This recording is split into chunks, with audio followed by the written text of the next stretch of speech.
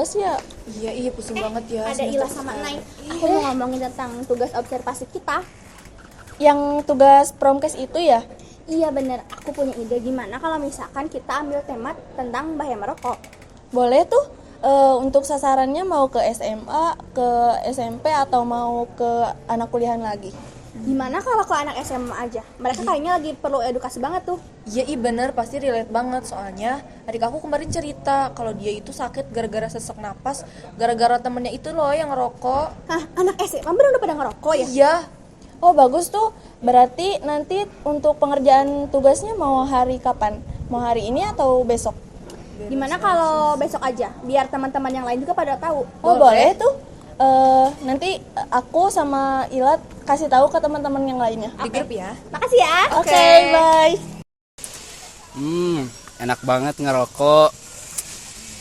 Cewek-cewek suka loh kayak cowok-cowok yang ngerokok gitu. Kelihatan dewasa banget. Dewasa bagian mananya? Itu yang keluar asapnya atau masa depannya? Ya dua-duanya dong. Yang ngerokok kamu tapi yang batuknya aku. Namanya juga cinta, ya kita berbagi lah. Kalau berbagi masa depan sih oke, tapi kalau berbagi paru-paru rusak, no iya. Asap rokok tuh cemburuan, suka ngikut-ngikut aja. Ageng tolong dong matiin rokoknya, aku alergi asap. Iya bentar lagi kok masih panjang juga. Dia tuh kalau tanpa asap rokok kayak HP lowbat gitu, gak stabil.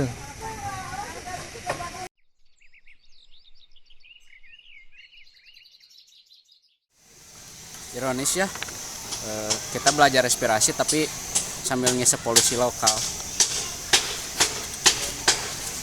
Ini naik mana sih, lama banget. Maaf ya aku telat. Nanai dari mana aja? Aku tadi abis di jalan kemacetan. Duduk. Jadinya kita mau edukasi kemana nih? Oh iya, tadi aku lihat di jalan ada anak-anak SMA lah yang kayak lagi kerja kelompok gitu. Terus ada salah satu orang yang rokok, kayaknya tepat banget sama sasaran kita deh. Di mana itu? Di sana. Yaudah yuk kita ke sana aja. Ayo. Yuk. Di mana, Nay? Di mana? Di sana tuh, yang paling di situ. Ayo ke sana. Hai. Halo, Kak. Kita boleh minta waktunya sebentar gak? Jadi kita dari mahasiswa kesehatan lagi ada tugas mengenai edukasi merokok di ruang terbuka kayak yang kamu lakuin ini nih. Boleh Kak, kita juga lagi kerja kelompok kok ini. Ini mah cuma asap biasa. Kerja kelompok, tapi paru-paru kamu kerja lembur deh kayaknya. Sama paru-paru temanmu juga tuh, asapnya jadi nyambar kemana-mana kayak gosip. Iya Kak, yang ngerokok dia, yang batuk aku. Asapnya tuh kayak cinta toksik deh Kak, nempel terus. Intinya tuh gini, kamu nggak boleh ngerokok di ruang terbuka kayak gini. Ini kan lagi banyak orang, jadi asapnya tuh pasti menyebar kemana-mana. Ya Kak, maaf ini juga udah dimatiin kok. Jangan jadiin contoh kasus ya. Ya tergantung, kamu mau bikin episode lagi tambahan atau enggak. Oke, sebelum kita mulai materi, aku mau nanya. Kalian sadar gak? Padahal ini di luar ruangan, tapi asapnya barusan kena asap semua kan? Iya Kak, anginnya lewat tapi asapnya ikut nebeng. Nah, itu pembuka materi kita, perokok pasif di ruangan terbuka. Banyak orang kira kalau di luar itu aman. Padahal kalau jaraknya dekat ya tetap aja kena asap orang juga. Nah, jadi Gak sih kalian, merokok dan penggunaan vape merupakan kebiasaan yang sering dianggap sepele. Padahal keduanya saling memiliki dampak yang serius terhadap kesehatan. Nikotin bersifat adiktif sehingga membuat seseorang merasa kecanduan terhadap rokok. Sementara tar dapat merusak paru-paru dan meningkatkan resiko kanker. Dan karbon monoksida dapat menghambat kemampuan darah dalam mengangkut oksigen sehingga organ tubuh tidak mendapatkan suplai oksigen yang optimal.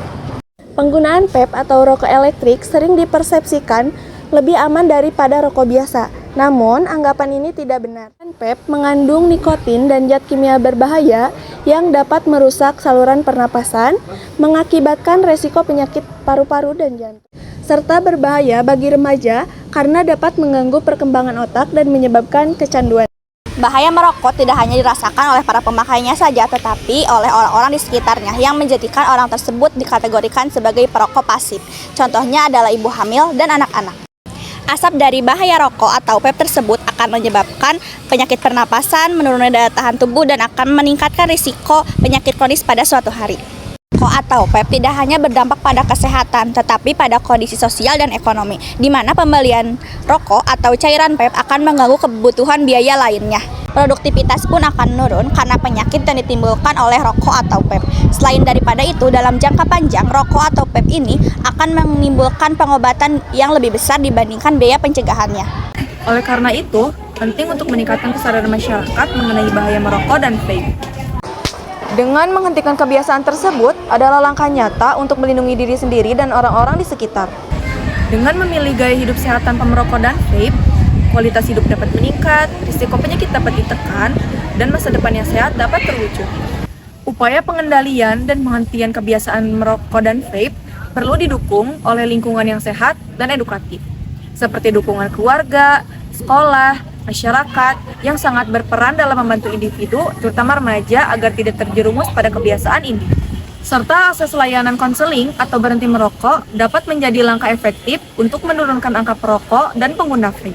Dengan komitmen bersama, masyarakat dapat menciptakan lingkungan yang lebih bersih, aman, dan mendukung perilaku hidup sehat.